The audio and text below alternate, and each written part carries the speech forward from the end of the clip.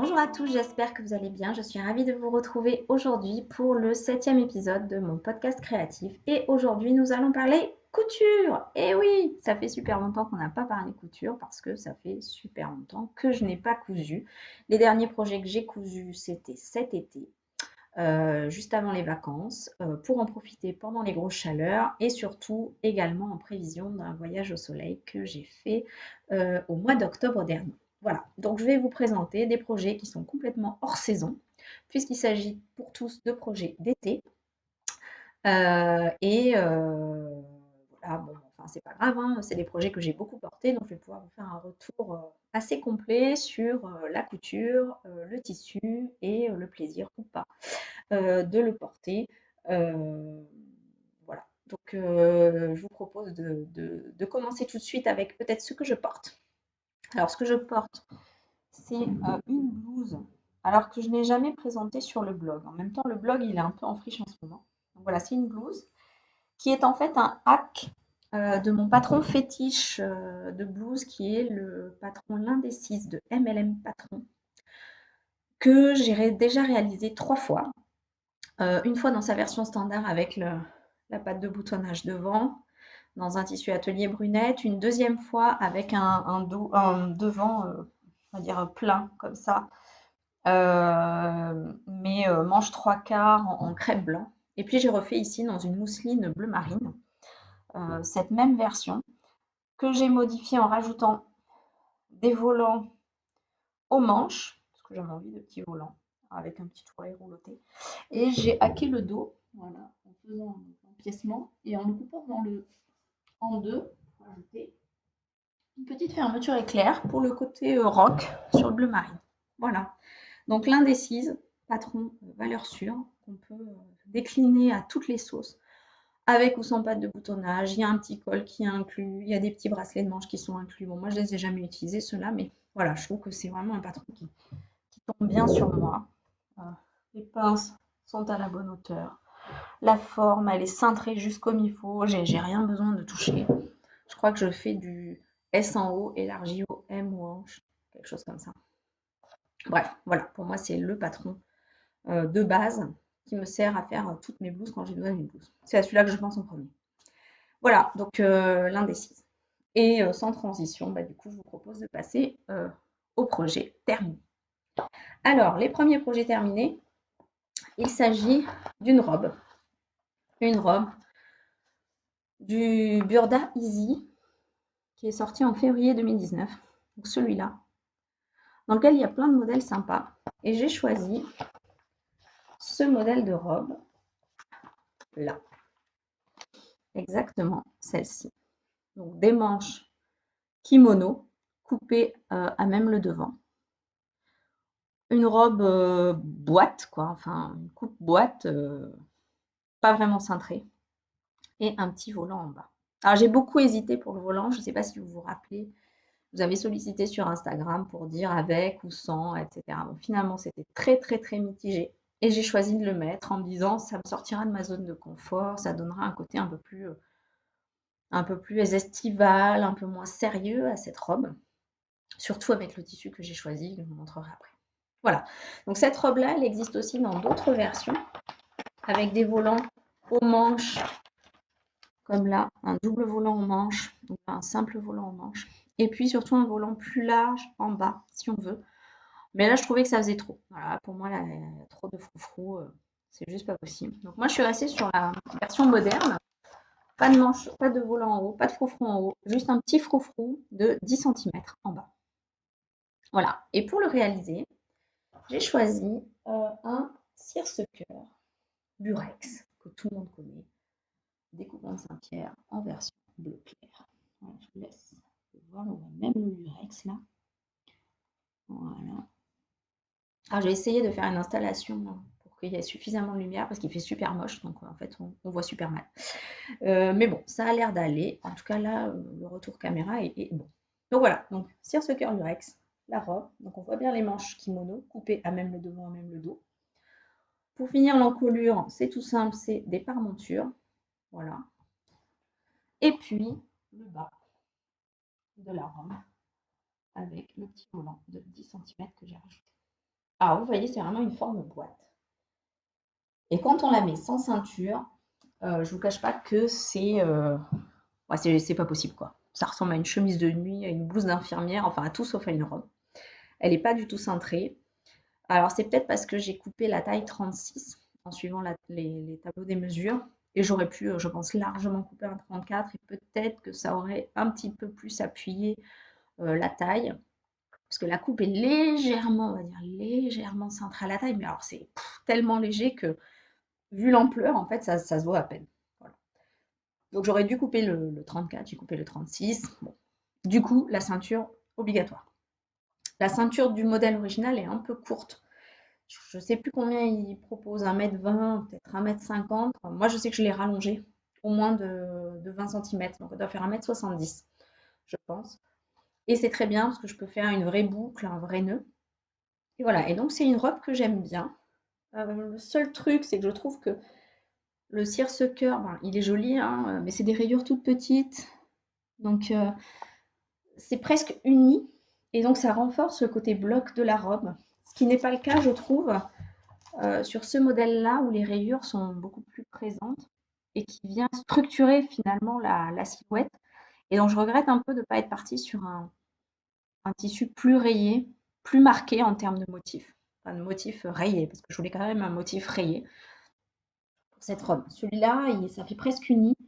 Et donc, je m'étais dit que pour casser ce côté bloc, ben, j'aurais pu rajouter des petites poches poitrine, une de chaque côté ou une seule, je ne sais pas, en coupant le tissu dans le sens contraire pour faire un jeu de rayures.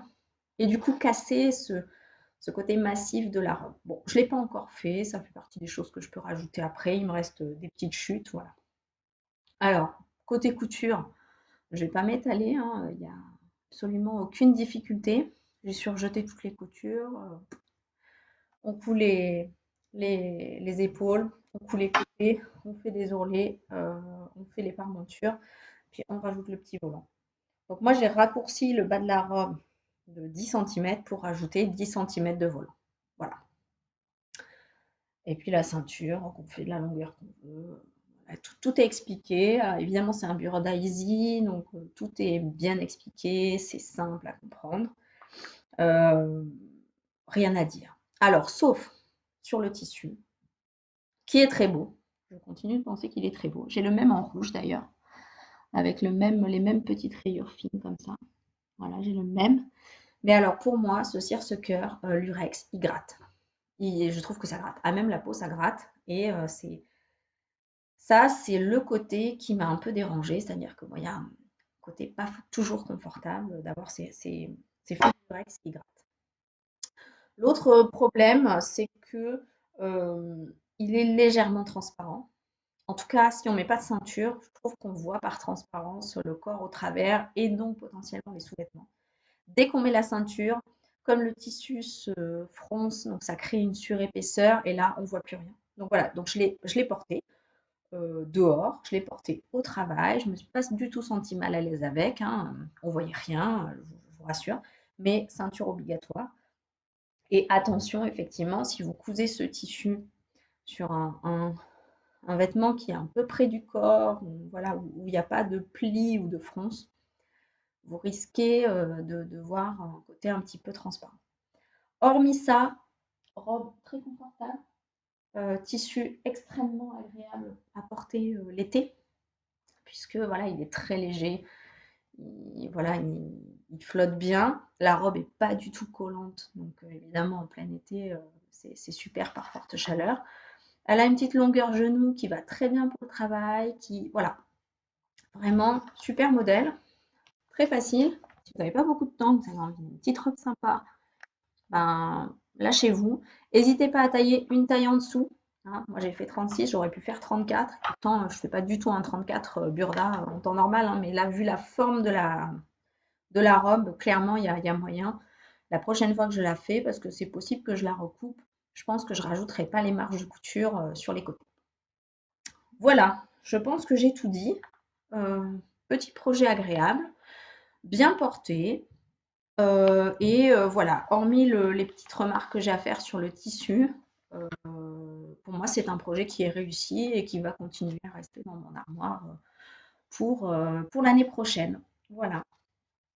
Et du coup, ça me permet d'enchaîner tout de suite avec un deuxième petit projet que j'ai réalisé dans le même tissu. Et c'est un petit projet tout petit.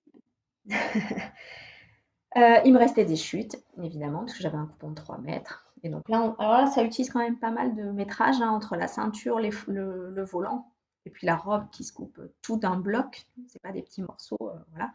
Donc ça utilise pas mal de métrage. Mais il m'en restait quand même assez pour faire une petite jupe élastiquée pour ma fille qu'elle m'a aidé à coudre. Ma fille a 2 ans. Enfin, quand on l'a fait, elle avait on va dire entre 1 an et demi et 2 ans. Et bah, c'est elle qui a aidé à couper, qui a tenu le tissu sous la machine à coudre. C'était super drôle. Alors, j'ai coupé, je crois, 30 centimètres de hauteur. J'ai fait un ourlet, donc il doit rester 28 ou 27. Ici, j'ai fait un ourlet simple, surjeté, de 2 centimètres. J'ai mis un élastique de 1,5 à l'intérieur. J'ai froncé à son tour de taille, 50. Et voilà, donc un rectangle de 100 par 30 avec un élastique de 50 centimètres. Autant vous dire qu'en une demi-heure, la petite jupe là, a été finie et elle a été mais portée tout le temps. C'est-à-dire que limite, je pouvais même pas la mettre à laver.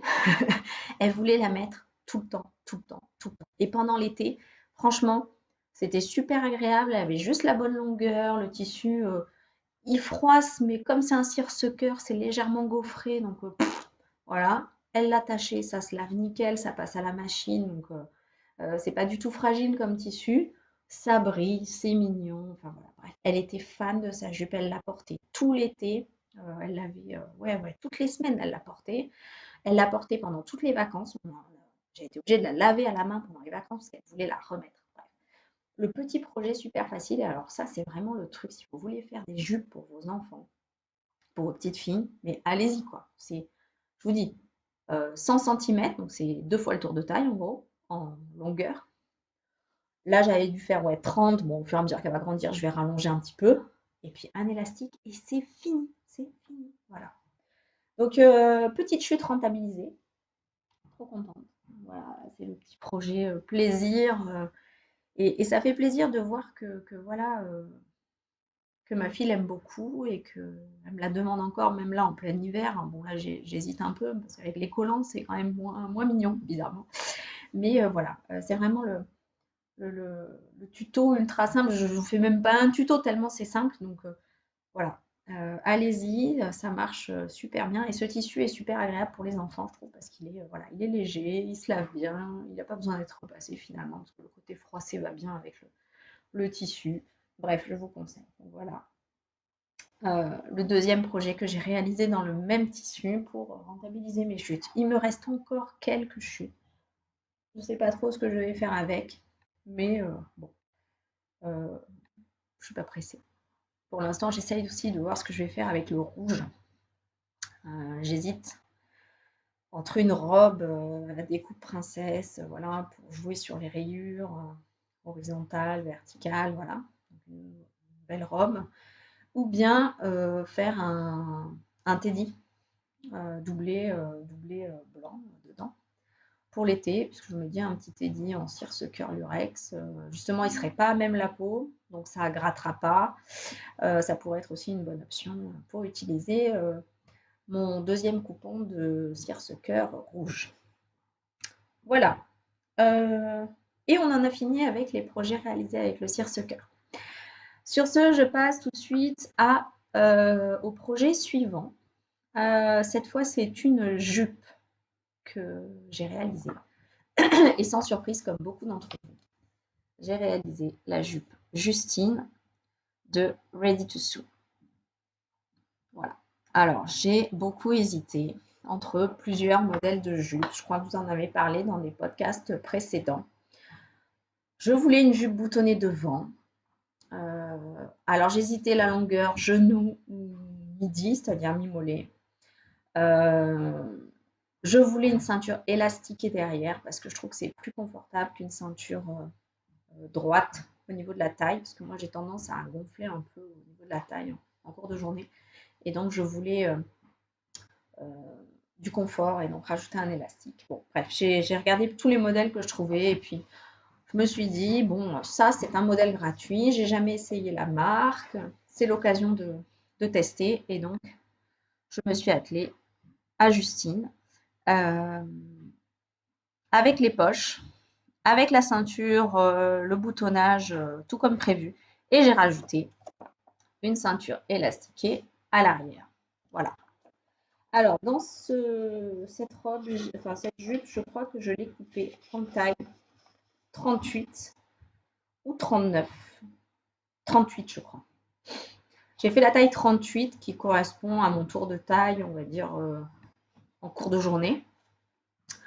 Et puis je me suis dit qu'avec l'élastique, ça finirait de coller, voilà, pour que ça soit bien.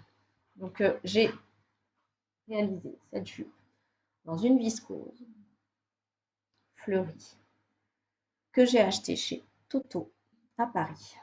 Donc voilà des motifs de fleurs blancs sur fond bleu marine. Alors, je vais peut-être me lever pour vous montrer. Voilà la jupe en entier. Et j'ai fait évidemment la longueur telle qu'elle est prévue par le patron. J'ai mis les poches, donc les super poches, que je trouve très belles en fait. Alors là, elles ne se voient pas trop avec le motif, c'est peut-être le seul défaut. Mais je les trouve, j'aime bien la forme et surtout je les trouve super pratiques. J'ai souvent les mains dans les poches, en fait je me suis aperçue quand je la portais.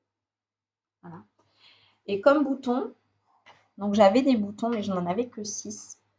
C'est des petits boutons bottines comme ça, nacré blanc. Donc comme j'en avais que 6, ben, je les ai mis sur le devant.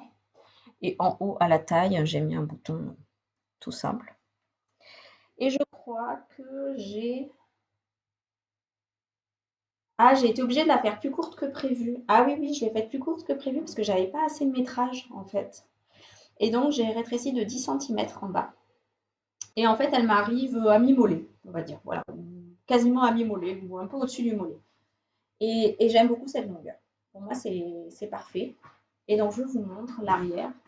C'est une ceinture élastiquée. Voilà, que j'ai rajouté un élastique à l'intérieur. Donc, ce que j'ai fait, c'est que j'ai agrandi la ceinture, je crois, de 6 cm sur la ceinture d'eau. J'ai rajouté 6 cm. Et, et j'ai inséré un élastique entre les coutures de côté pour resserrer le dos à la longueur finale prévue. Voilà. Alors, que dire sur cette jupe? Super confortable.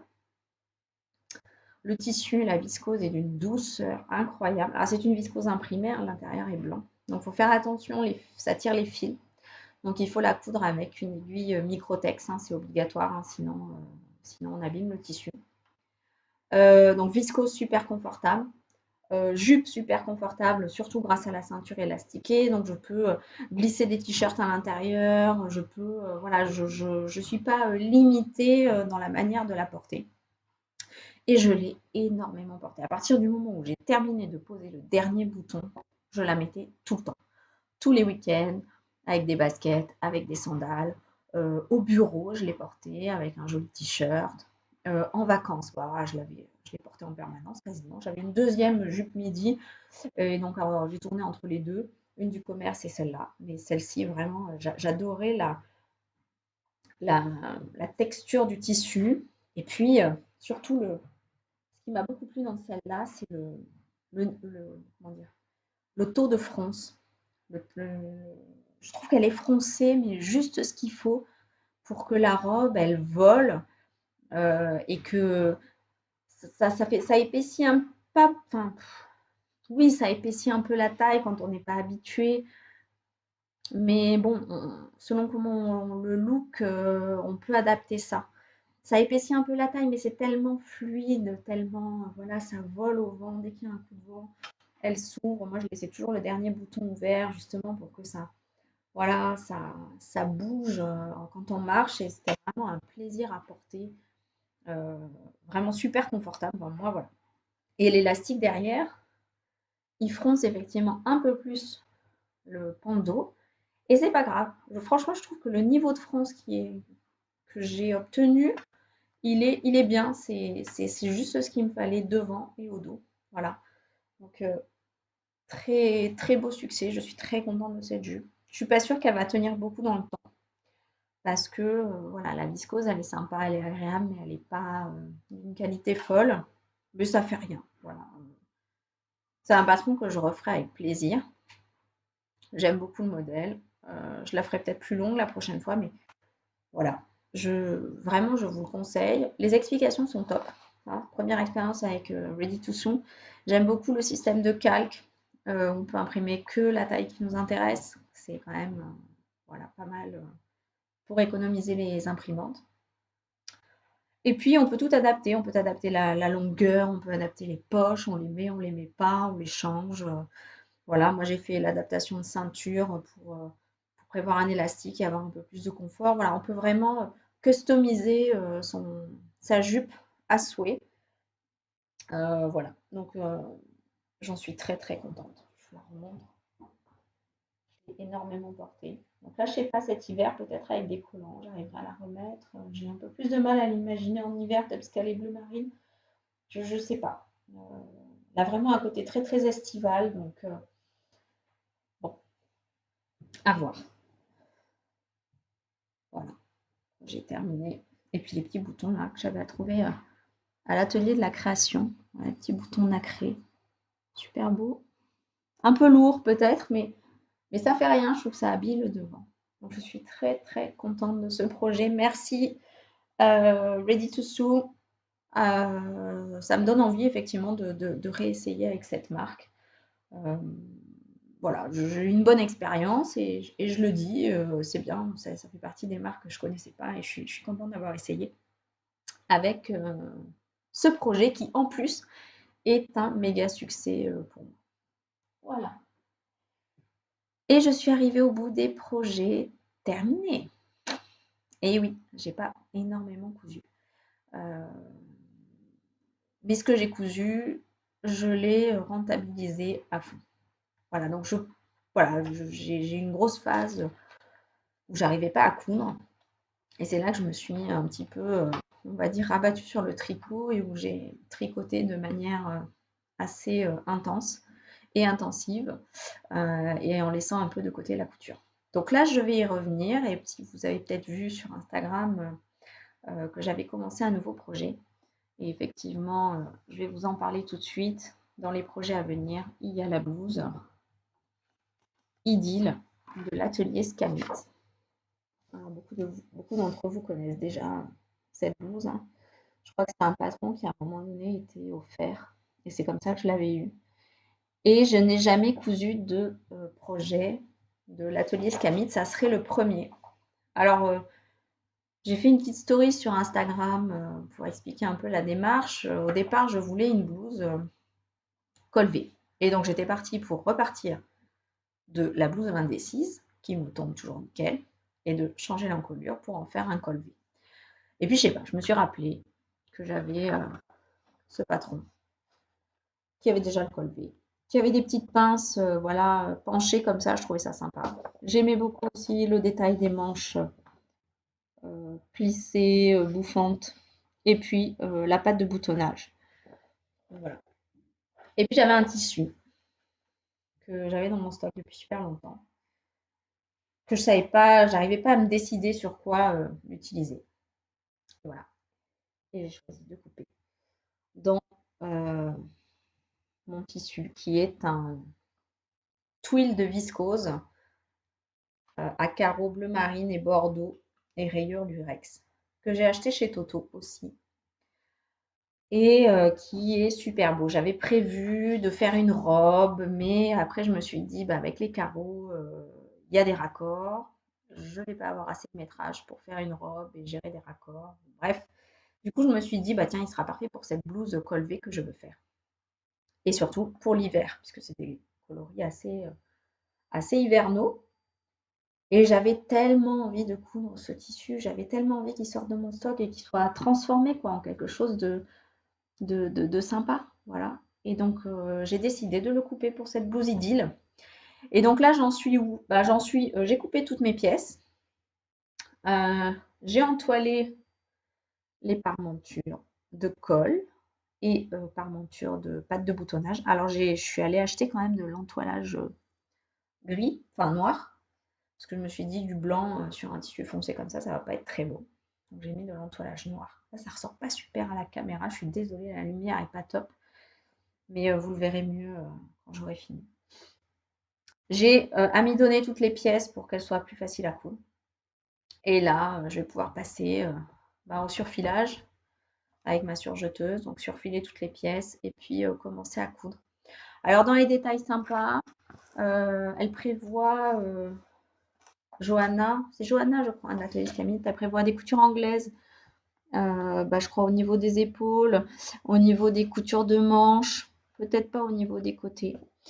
Et puis moi, j'ai pas prévu de faire les boutonnières. Je vais coudre les boutons directement sur la pâte de boutonnage parce qu'il n'y a pas besoin d'ouvrir les boutons pour passer la blouse.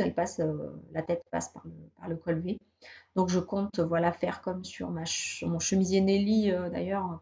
Vous avez présenté il y a quelques temps, coudre directement les boutons et puis enfiler comme si c'était une blouse sans boutons. Alors le seul truc que je n'ai pas encore, c'est les boutons, justement. Je ne sais pas trop ce que je vais mettre. Soit je mets des boutons dorés pour rappeler le fil du Rex, soit je vais peut-être passer une commande chez un chat sur un fil pour les petits boutons ronds coupés en deux avec une couleur et puis du doré. Donc je ne sais pas si je trouve une version bleu marine ou bordeaux avec du doré. Je ferai peut-être ça. Mais voilà, les boutons, ça me paraît quand même être important de mettre des beaux boutons pour aller avec ce beau tissu. J'ai trop hâte d'avoir fini cette blouse. Voilà, je sais pas pourquoi là, j'ai super envie de coudre alors que j'ai assez peu de temps et j'ai encore du mal à m'organiser pour coudre avec ma petite. J'ai pas d'atelier, donc ça fait du bruit. Donc voilà, il faut que je fasse attention quand même quand je couds. La surjeteuse, ça fait du bruit, je risque de la réveiller. Donc c'est pour ça que j'arrive pas à trouver de temps. Et puis avec le travail, voilà, j'ai pas le temps.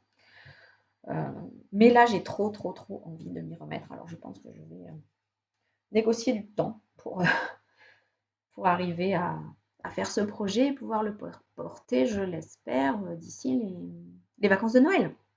Voilà, qui vont arriver dans quelques jours, quelques semaines. Donc projet découpé sur ma table, il n'y a plus qu'à. Et j'ai trop hâte de commencer. Voilà.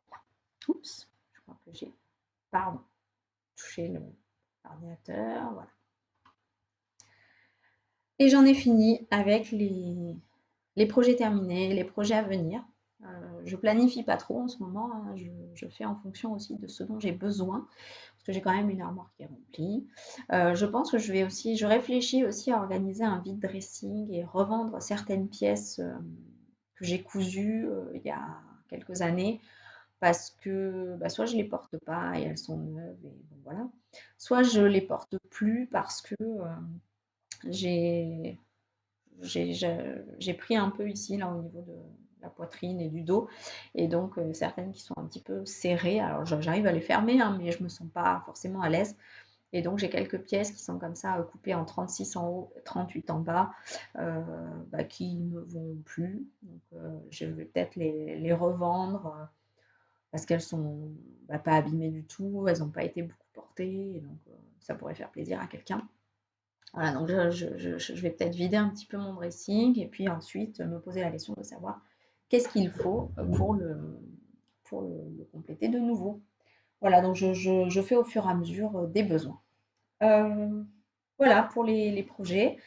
Je vous propose de faire un tout petit peu de blabla puisque j'ai pu, au dernier moment, aller au CSF 2019 le dimanche matin.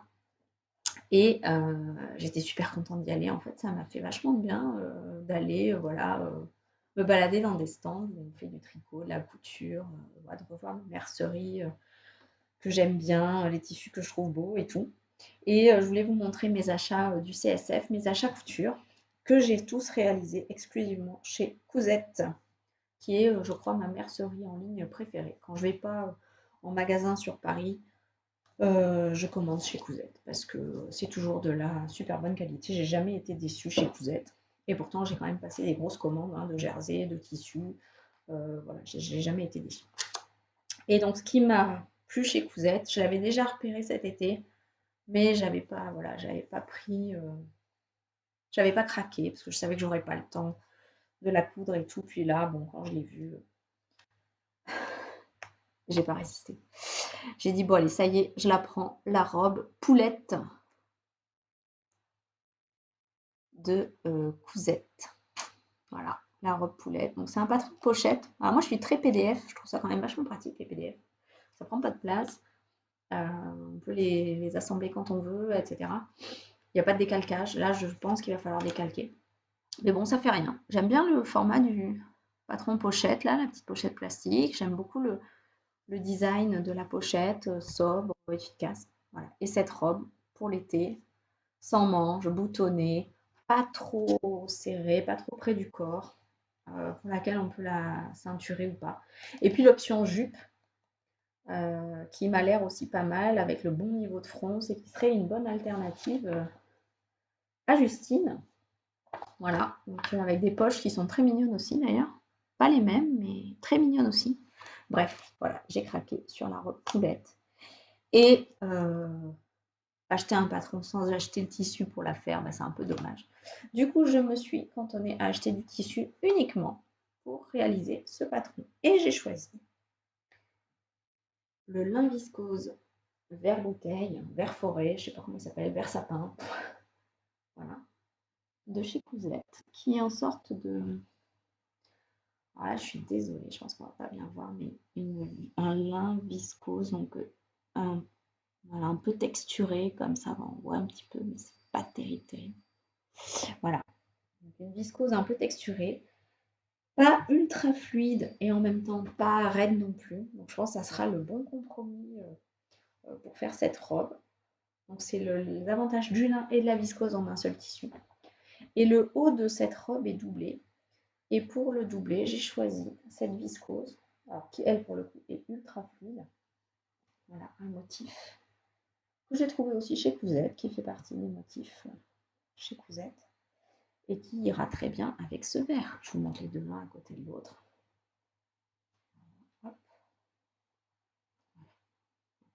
C'est pas tout à fait le même vert, mais ça contraste avec le noir, le blanc, le rose.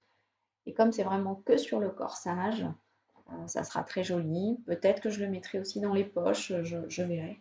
Mais voilà. Donc 50 cm de doublure, 2,20 m de lin viscose pour coudre cette robe. Et c'est tout. C'est tout ce que j'ai acheté au CSF. J'ai été ultra raisonnable. Je me suis dit, ça sert à rien d'entasser des tissus dans le stock que tu vas pas coudre. Donc, je me suis vraiment contentée d'acheter ce dont j'ai besoin pour réaliser ce patron. Donc, l'avantage, c'est que ces tissus, ils sont dédiés à ce patron. Et j'essaierai de ne pas déroger à ça. Et pour le reste, je vais vider mon stock. Voilà, parce que j'ai quand même du stock de tissus. La plupart, je m'en lasse pas. C'est des tissus que j'aime bien. Il y en a quelques-uns que je vais peut-être échanger, donner, revendre, enfin voilà, mais pas beaucoup. La plupart sont des tissus que j'aime toujours, mais que j'ai juste pas eu le temps de coudre, et sur lesquels il faut que je m'attelle rapidement. Voilà, et je pense qu'on va s'arrêter là. Ah ouais, du coup, j'ai quand même eu un super beau sac, un tote bag Cousette. Alors, genre, on manque pas de tote bag, hein, on en a plein. Mais ça m'a fait super plaisir quand même qu'on me donne mes tissus dans un tote bag Cousette parce que je le trouve d'abord super beau, j'aime beaucoup le motif. C'est l'un des motifs Cousette d'ailleurs. J'ai beaucoup hésité avec la viscose, avec ce motif-là en version moutarde, euh, qui était aussi super belle. Mais voilà, j'avais envie de vert. Bon. Ouais. Et j'ai trouvé ça super, qui me donne un tote bag qui est assez grand, plutôt, voilà, plutôt joli. Et même si j'en ai trop, et même si on ne sait plus quoi en faire, et ben, j'étais contente de repartir avec du CSF, avec mon souvenir de cette mercerie que j'adore et chez qui je continuerai, je pense, de commander à l'avenir. Voilà, ben, je pense qu'on va s'arrêter là pour aujourd'hui. Ça n'aura pas été un podcast très très long, mais j'étais quand même contente de vous retrouver à cette occasion. Je vais revenir, je pense, dans pas trop longtemps avec un podcast tricot, parce que j'ai quand même pas mal tricoté ces derniers temps. Et donc les projets dont je vous avais parlé la dernière fois, que j'ai terminé et que je vais pouvoir vous montrer. Et puis voilà, et j'espère revenir à un rythme de couture un petit peu plus conséquent pour pouvoir voilà, refaire un petit peu ma garde-robe qui se fait un petit peu ancienne sur certains modèles et revenir vous parler plus fréquemment. Voilà, sur ce, je vous souhaite une excellente journée et bah, vous pouvez toujours me retrouver sur Facebook, sur Instagram en attendant les prochains podcasts. Salut!